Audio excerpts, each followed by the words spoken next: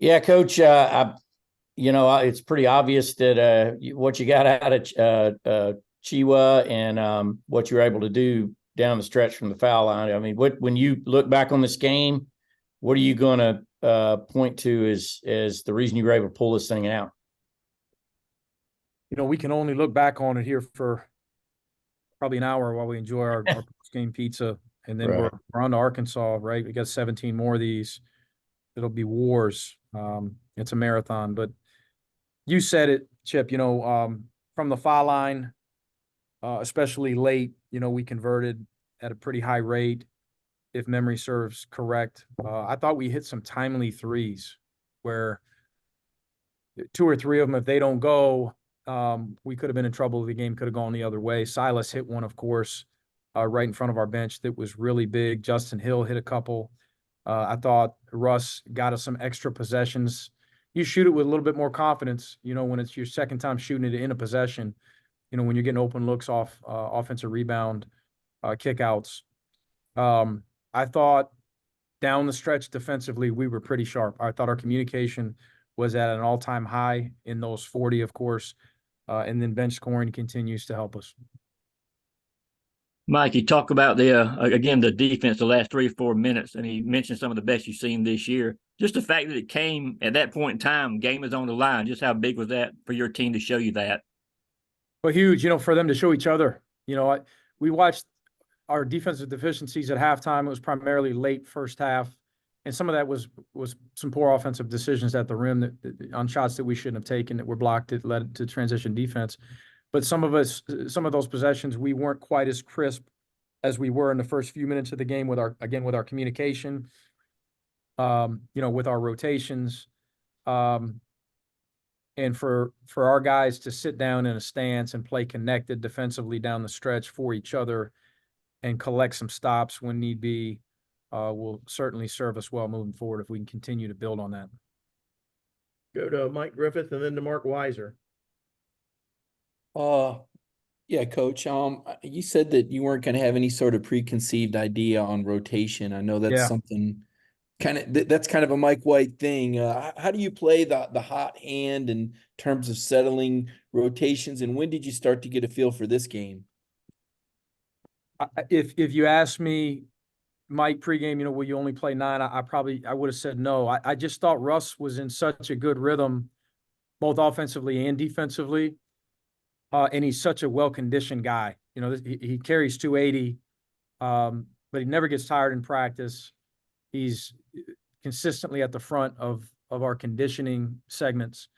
And so he played more minutes than normal. And again, we've got Sunahara back, healthy. So it led to a couple of guys that were ready and will continue to be ready that have practiced well the last few days. It just didn't get opportunity. But the 9 that played well. Mike, obviously you're relying on freshmen like Silas and Blue in an SEC road game, but I'm curious with a guy like Noah, how valuable is his experience in the college game to be able to rely on him night in, night out? We could sit here and talk about Russ for this whole Zoom, and it may not be enough because he played so well. And I'm glad you bring him up because Noah, if he doesn't settle us in offensively from the jump, I mean, in the first 10 minutes of the game, he was phenomenal offensively. In helping us gain some confidence. You need that from veteran guys, especially on the road in this league. Noah was really good. I thought he was really solid defensively too. Coach, you're down 17 too early. It seemed prescient because both Jabri and Noah mentioned when we talked to them yesterday, they felt like that Florida State experience had helped them for whatever awaited them in this first SEC road game. Sure. What was the message when you're down at that point? And do you think that did make a difference, just having done that on the road in Tallahassee? Definitely. If we don't come out on top in Tallahassee, I'm not sure that you win this game. That helped us. And even in the locker room after that game, we talked about the fact that we were down 17 late, and there are going to be certain games where we're going to be up 17. And it's how you respond to runs, mentally, emotionally, how connected are you after adversity hits?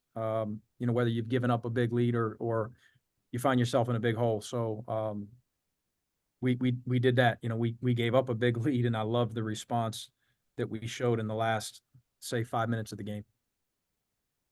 Go to Jordan Hill and then Jack Leo.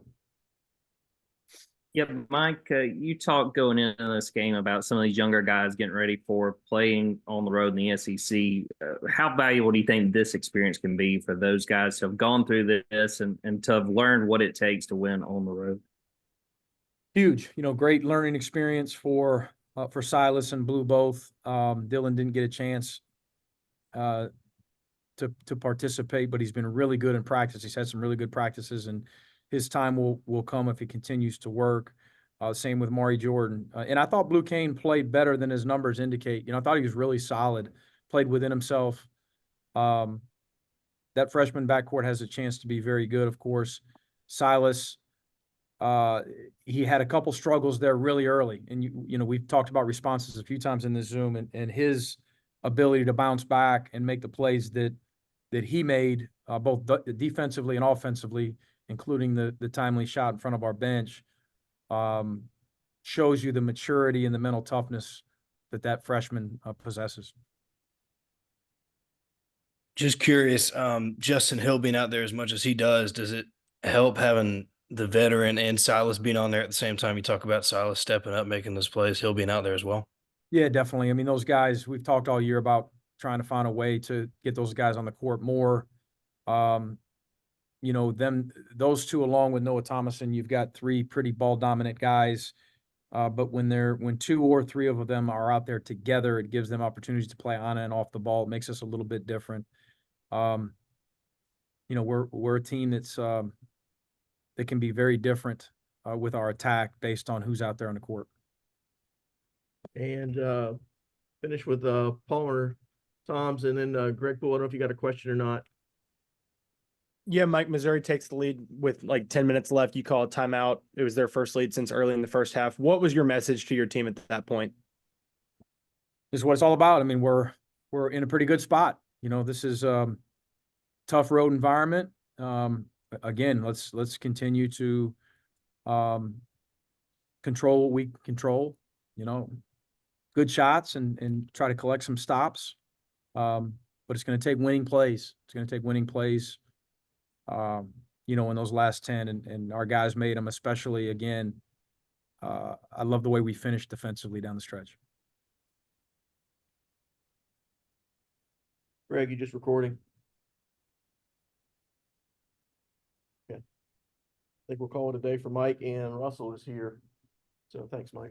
Thanks, guys. Thanks, Mike. Big dog, I'm gonna go eat your pizza.